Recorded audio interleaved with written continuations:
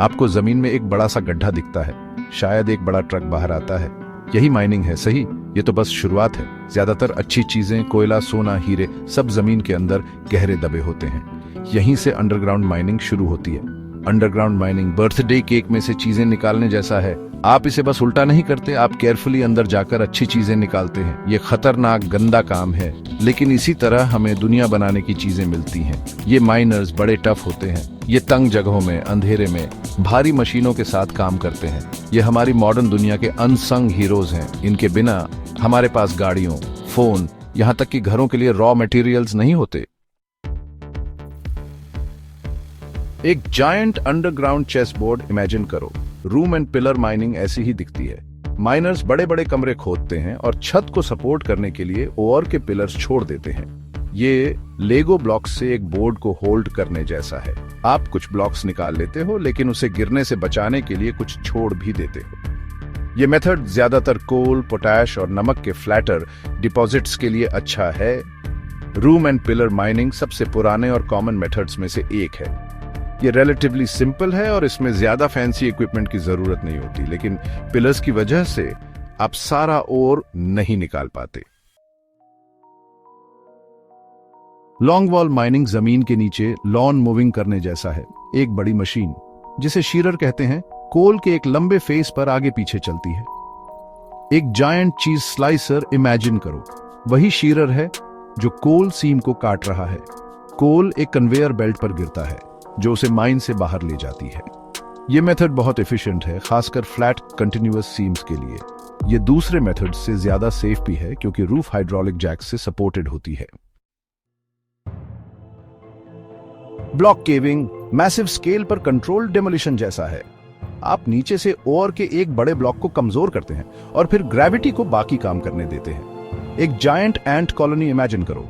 Miners और body के नीचे टनल्स बनाते हैं, जैसे चींटियां एक माउंट को खोखला कर रही हैं। फिर वो नीचे से और को तोड़ते हैं, जिससे वो कोलैप्स होकर टनल्स में गिर जाता है। ये मेथड बड़े, लो ग्रेड और बॉडीज के लिए यूज होता है। ये बहुत एफिशिएंट है, लेकिन इसके लिए केयरफुल प्लानिंग और एग्जीक्यूशन की जरूरत होती है। सेक्शन 5, काम के टूल्स। अंडरग्राउंड माइनिंग के लिए मशीनरी। अंडरग्राउंड माइनिंग टफ काम है और माइनर्स कुछ हैवी ड्यूटी इक्विपमेंट पर डिपेंड करते हैं। ड्रिल्स और लोडर्स से लेकर हॉलर्स और रूफ बोल्टर्स तक ये मशीन्स काम को पॉसिबल बनाती हैं। ड्रिल्स रॉक में होल्स बनाती हैं एक्सप्लोसिव्स के लिए। लोडर्स ब्लास्टेड और को स्कूप करके हॉलर्स में लोड करते हैं। रूफ बोल्टर्स रूफ को सपोर्ट करने और कोलैप्सिस को रोकने के लिए बोल्ट्स लगाते हैं। ये मशीन्स कॉन्स्टेंटली इवॉल्व हो रही हैं और ज्यादा पावरफुल, एफिशिएंट और सेफर बन रही हैं। लेकिन आखिर में माइनर्स की स्किल और ब्रेवरी ही है जो ये सब काम करवाती है। Section 6, safety first. खतरनाक कंडीशंस में माइनर्स को प्रोटेक्ट करना। अंडरग्राउंड माइनिंग अपने आप में डेंजरस है। माइनर्स को केव-इन्स, एक्सप्लोजन्स और यहां तक कि उनके द्वारा ब्रीथ की जाने वाली डस्ट से भी खतरा होता है। इसलिए सेफ्टी सबसे जरूरी है। माइनर्स अंधेरे में देखने के लिए हेडलैम्प्स वाले हेलमेट्स पहनते हैं। वो डस्ट से अपने लंग्स को प्रोटेक्ट करने के लिए रेस्पिरेटर्स यूज करते हैं और वो इमरजेंसीज के लिए प्रिपेयर होने के लिए रिगरस सेफ्टी ट्रेनिंग से गुजरते हैं। माइंस में फ्रेश एयर सर्कुलेट करने के लिए सोफिस्टिकेटेड वेंटिलेशन सिस्टम्स होते हैं। उनके पास गैस लीक्स या ग्राउंड मूवमेंट जैसे हैजर्ड्स डिटेक्ट करने के लिए मॉनिटरिंग सिस्टम्स भी होते हैं। Section 7, real world applications. Underground mining के एग्जांपल्स। अंडरग्राउंड माइनिंग मिनरल्स और मेटल्स की एक वाइड रेंज को एक्सट्रैक्ट करने के लिए यूज होती है। एग्जाम्पल के लिए यूटा में बिंघम कैनियन माइन एक मैसिव कॉपर माइन है जो ओपन पिट और ब्लॉक केविंग दोनों मेथड्स यूज करती है। कोल इंडस्ट्री अंडरग्राउंड माइनिंग पर हेविली रिलाई करती है, खासकर उन रीजन्स में जहां डीप कोल सीम्स हैं। और कई प्रेशियस मेटल्स जैसे गोल्ड और डायमंड्स भी अंडरग्राउंड माइंस से एक्सट्रैक्ट किए जाते हैं। ये एग्जाम्पल्स हमारी मॉडर्न दुनिया में अंडरग्राउंड माइनिंग की डाइवर्सिटी और इंपॉर्टेंस को दिखाते हैं। Section 8, economic impact. Underground mining की importance. Underground mining global economy में एक वाइटल रोल प्ले करती है। ये जॉब्स प्रोवाइड करती है, रेवेन्यू जनरेट करती है और काउंटलेस इंडस्ट्रीज के लिए रॉ मटेरियल सप्लाई करती है।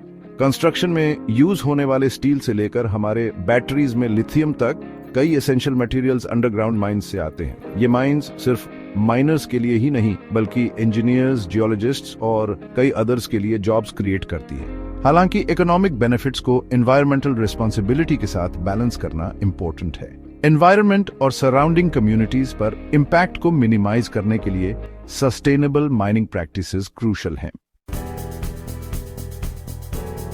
सेक्शन 9 कंक्लूजन, अंडरग्राउंड माइनिंग का फ्यूचर। अंडरग्राउंड माइनिंग पिकैक्सेस और शवल्स के जमाने से बहुत आगे आ गई है। आज ये एक हाईटेक इंडस्ट्री है जो एडवांस्ड मशीनरी, डेटा एनालिटिक्स और ऑटोमेशन पर रिलाई करती है। जैसे जैसे टेक्नोलॉजी इवॉल्व होती रहेगी, हम और भी ज्यादा सेफ, एफिशिएंट और सस्टेनेबल अंडरग्राउंड माइनिंग प्रैक्टिसेस देखने की उम्मीद कर सकते हैं। माइनिंग का फ्यूचर प्लैनेट पर हमारे इम्पैक्ट को मिनिमाइज करते हुए जरूरी रिसोर्सेज एक्सट्रैक्ट करने के इनोवेटिव वेज ढूंढने के बारे में है।